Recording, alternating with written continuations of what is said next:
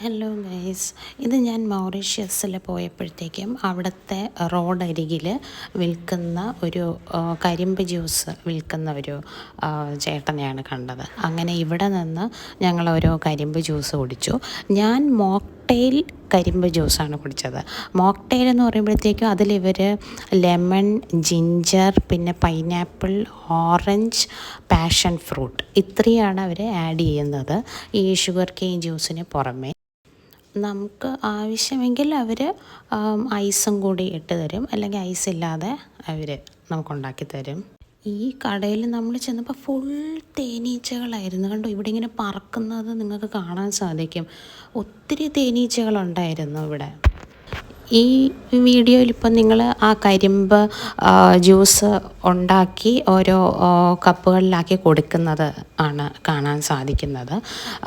ഇപ്പോൾ അധികം കരിമ്പ് ജ്യൂസ് ഉണ്ടാക്കുകയാണെന്നുണ്ടെങ്കിൽ ഇദ്ദേഹം ഒരു ബോട്ടിലിൽ അത് ശേഖരിച്ച് വെക്കുവാണ്. എന്നിട്ട് പിന്നെ ഓരോരുത്തർക്ക് ഗ്ലാസ്സിൽ ഒഴിച്ചൊഴിച്ച് കൊടുക്കുകയാണ്.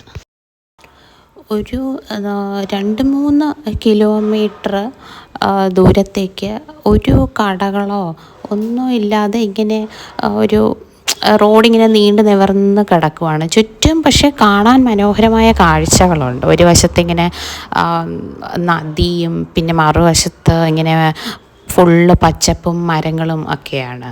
നല്ല തണുത്തൊരു ക്ലൈമറ്റും ആയിരുന്നു.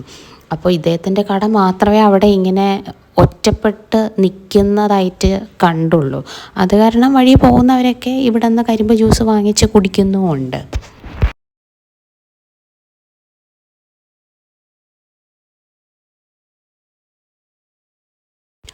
ഈ യന്ത്രത്തിൽ നിന്നാണ് ഇദ്ദേഹം ഈ ഐസ് ഉണ്ടാക്കുന്നത്. Ice crushing മെഷീനാണിത്. ഫൈനലി എനിക്കുള്ള മോക്ടെയിലിൻ്റെ സമയമായി. ഇതിൽ ഞാൻ പറഞ്ഞ ഐറ്റംസ് എല്ലാം തന്നെ ഇദ്ദേഹം ആഡ് ചെയ്യുവാണ്.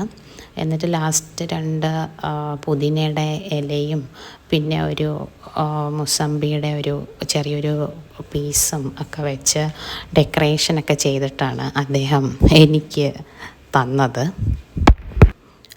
ഈ കൂട്ടത്തിൽ മോക്ടെയിലിനാണ് റേറ്റ് കുറച്ച് കൂടുതൽ, പക്ഷെ നല്ല ടേസ്റ്റ് ഉണ്ടായിരുന്നു.